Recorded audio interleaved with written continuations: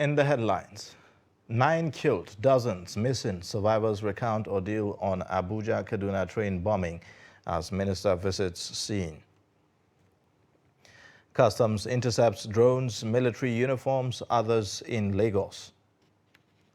Former governor of Kano State, Kwankwaso, dumps PDP for NNPP. And on the foreign scene, Turkey, a mediator in Ukraine, mends its own ties with neighbors. Hello and welcome to Trust News Some Update. I am Iwetlia. Thank you for joining.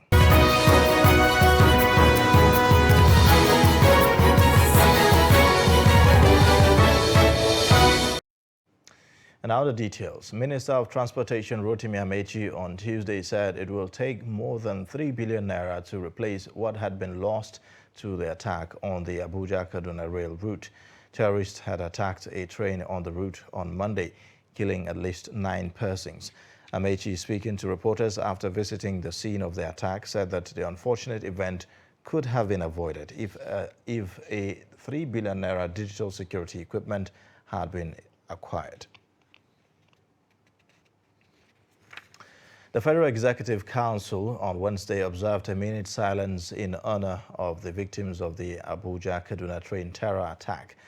The secretary to the government of the Federation, Boss Mustafa, who requested that a minute silence be observed, said that both the main train and the rescued train were attacked, resulting in the death of 8 persons. Over 46 people injured and several others were kidnapped. In attendance at the virtual Federal Cabinet meeting being presided over by President Muhammadu Buhari, the Vice President Yemi Osinbajo, Chief of Staff to the President, Professor Ibrahim Gambari, National Security Advisor, Major General Babagana Mungunu, retired, and Head of the Civil Service of the Federation, Dr. Folashade Yemiesa. Meanwhile, at least 24 people are receiving treatment after bandits attacked a Abuja-Kaduna train on Monday with 970 passengers on board. No official death figure has been released yet. Fatima Laden reports that the families of abducted victims said that the bandits have contacted some of them to announce ransom. Bandits' attack on Abuja-Kaduna train on Monday has left in its wake anguish and anger among families of the victims.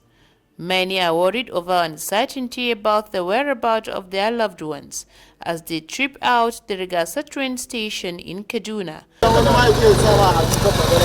Well, yesterday night we called his number, but it was not going. Then he has 2 lines. Then we called the first one. The first one is not going, while the second one is going, but he's ringing. So he's a close aide, a friend to him that they entered the train together. So he was able to pick the phone. So we asked him about our brother. He said, okay, he don't know where he is, but he left his phone here. Since that time, we have never ever reached him again. And this lady is fortunate to escape with no injury. She says she is a businesswoman returning from a business trip and hoping to find her goods. She says the trauma is unmeasurable. Today, the Kaduna-Abuja highway is busy with motorists playing the road. The Chief of Army Staff, Lieutenant General Farouk Yahya, has ordered the troops of the Nigerian Army and other security agencies to intensify search and rescue operations to ensure that the kidnapped victims are rescued unconditionally. For Sani Carpenter, the visit of the Army Chief has played a role to his escape. Not all are so fortunate as a brother to a kidnapped victim who do not want to be recorded on camera, says the bandits have reached out to them, but will announce ransom. Kaduna State Commissioner for Internal Security and Home Affairs Samuel Arwan declined to speak to journalists.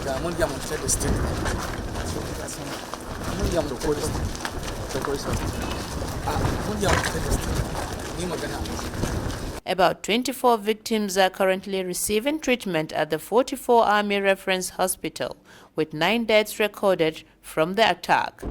Train services have since been suspended by the Nigerian Railway Corporation.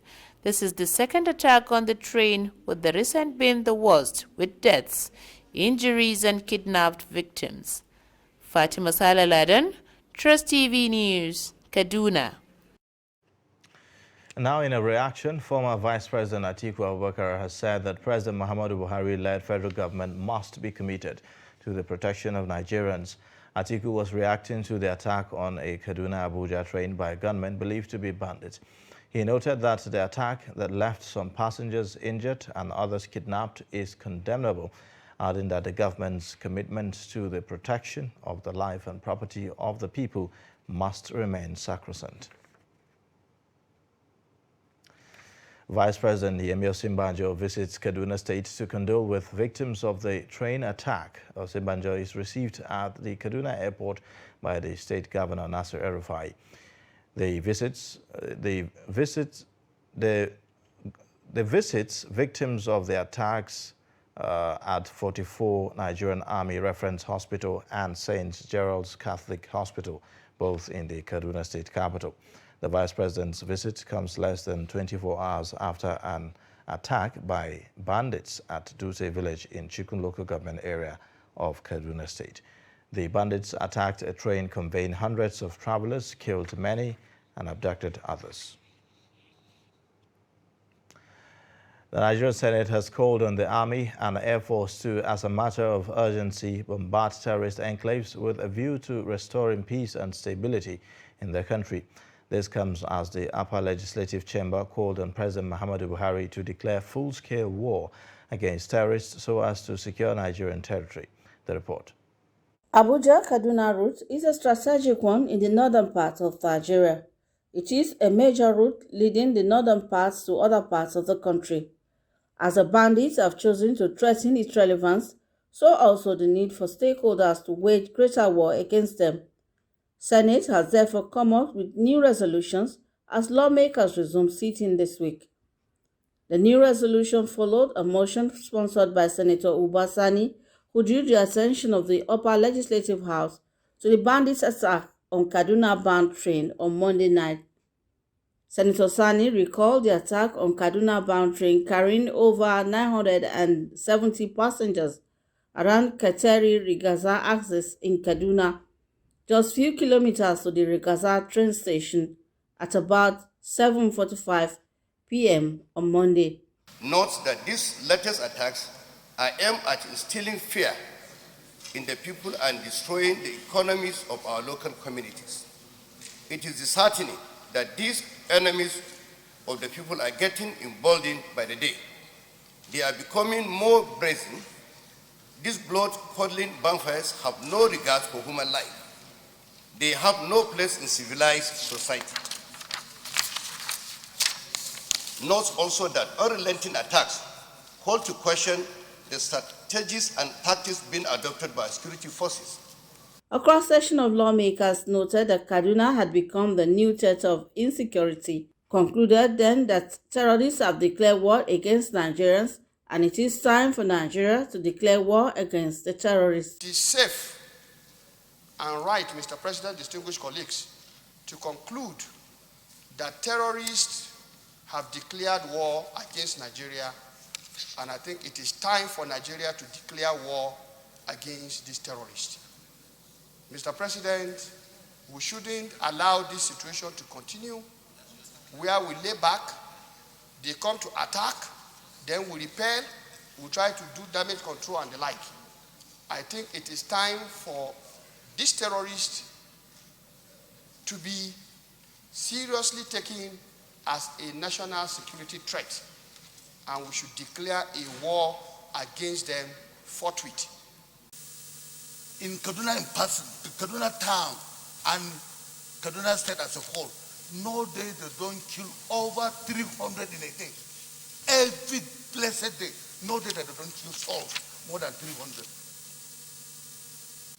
Mr. President, since we're inaugurated here, discussions on the security of our country has taken a large chunk of our discussion here.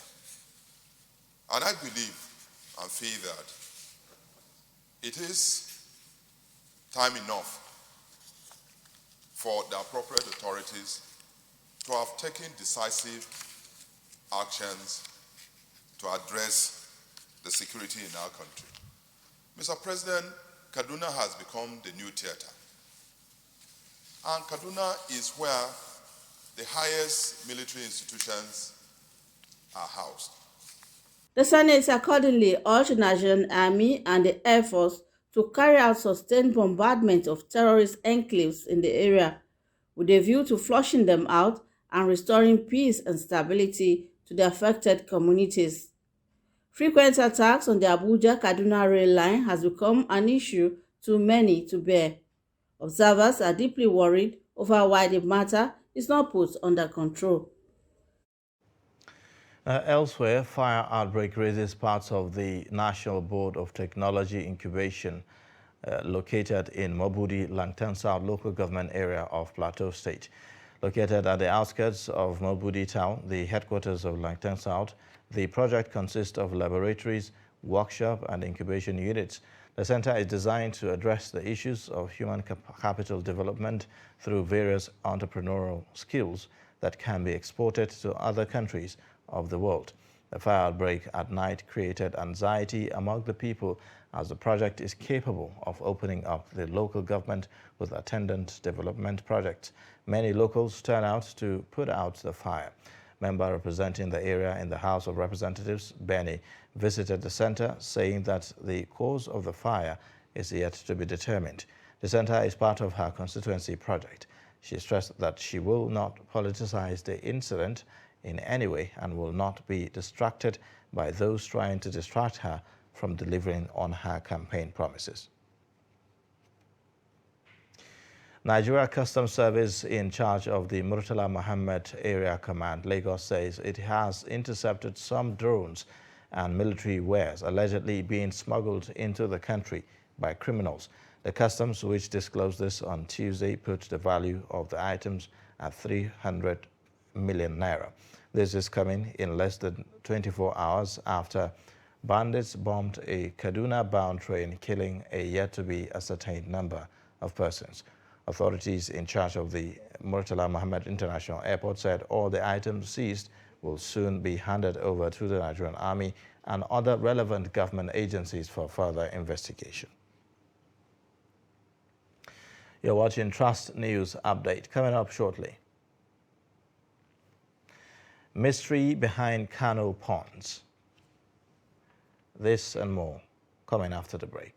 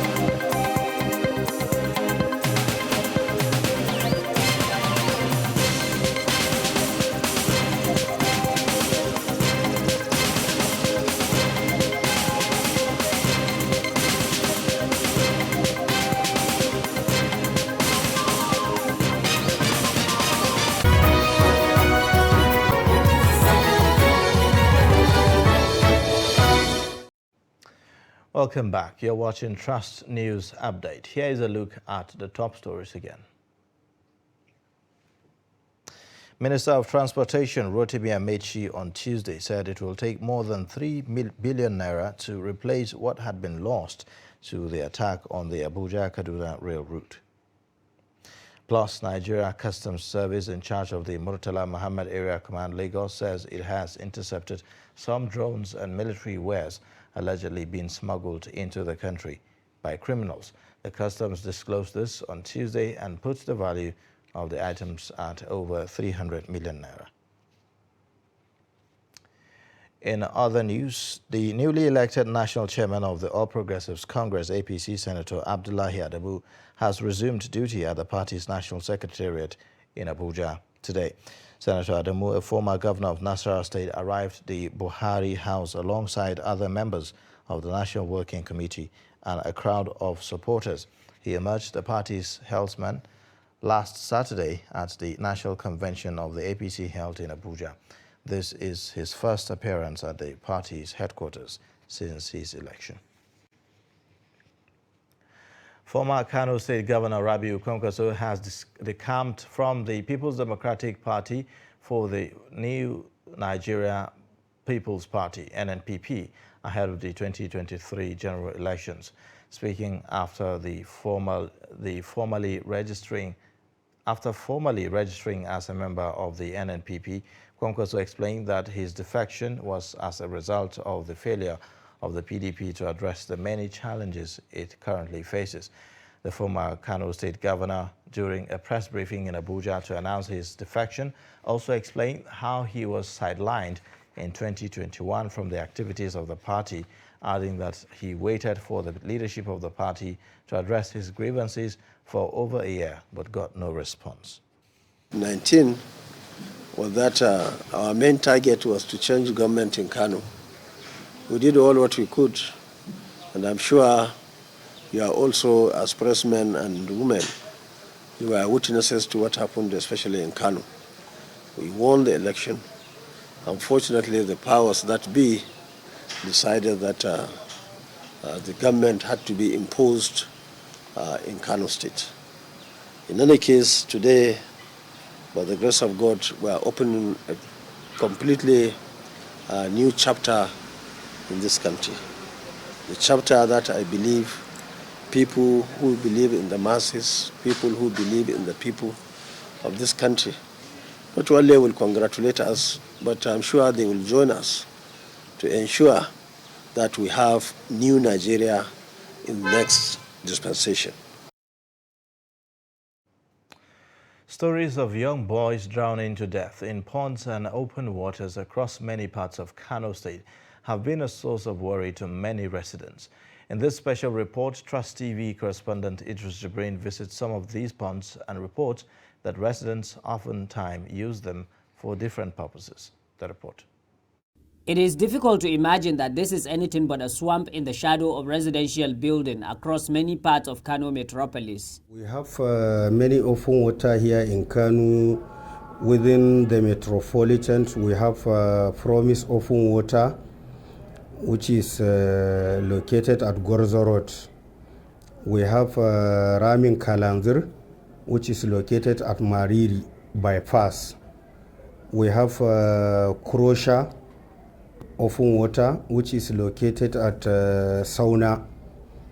We have Ruwan Dantata, which is located at Gunduawa Hadija Road. We have Ruwan Yandanko, which is located at Kumbotso local government area. We have Ruwan Yarraki, which is located at Bachirawa. Then last one we have Ruwan Italia, which is located at Kumbotso local government area. These ponds where children pass time to swim are being used for sand mining, local fishing or stone excavation in some places. But it also kills people, most of whom are children. I know this open water for many years and it kills people on an annual basis. At least every year, 10 to 17 people died here. At lowest, we may record like 8 to 9 deaths.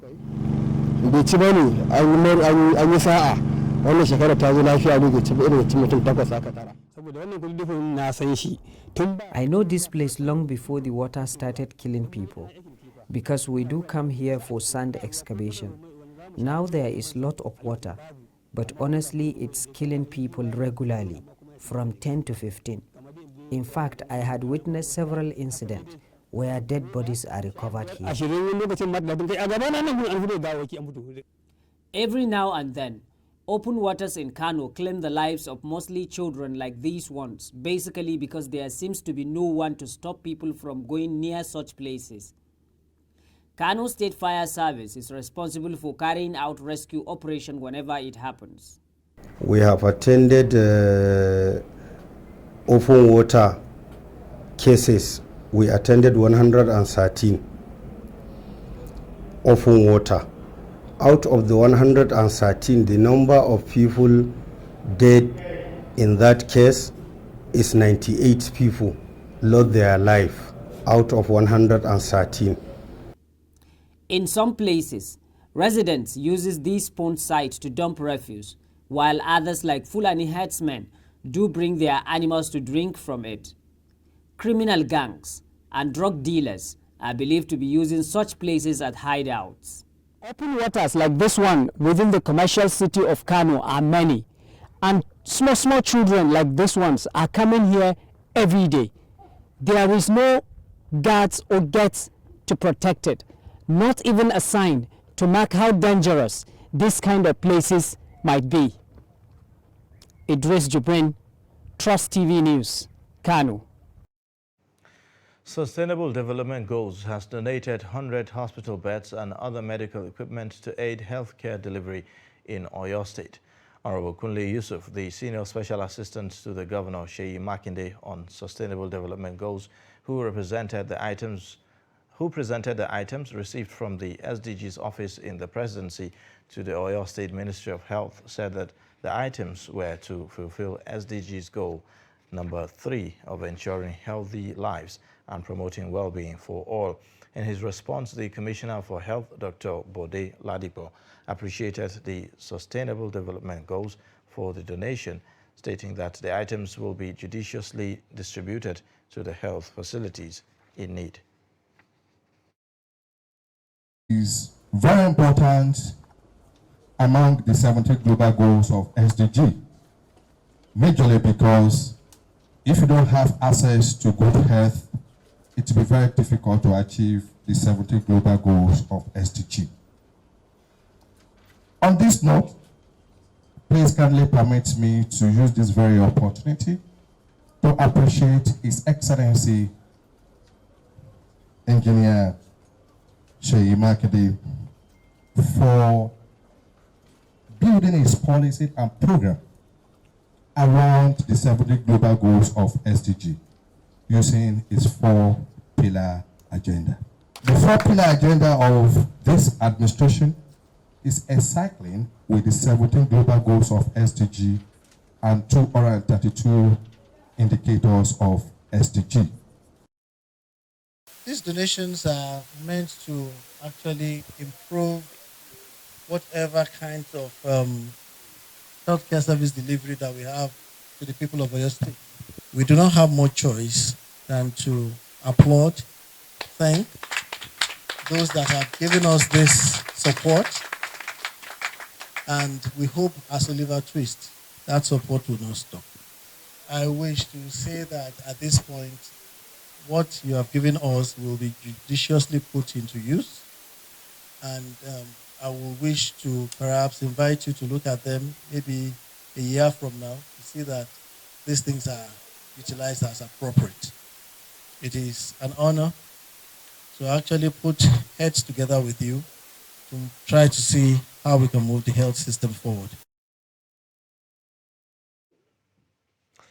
The World Bank has said that poverty reduction stagnated since 2015, with more Nigerians falling below the poverty line over the years. President Muhammadu Buhari was first elected into the office of President of Nigeria in 2015. According to the Washington-based bank, the number of poor Nigerians is projected to hit 95.1 million in 2022. It said this in its report titled A Better Future for All Nigerians 2022 Nigeria Poverty Assessment.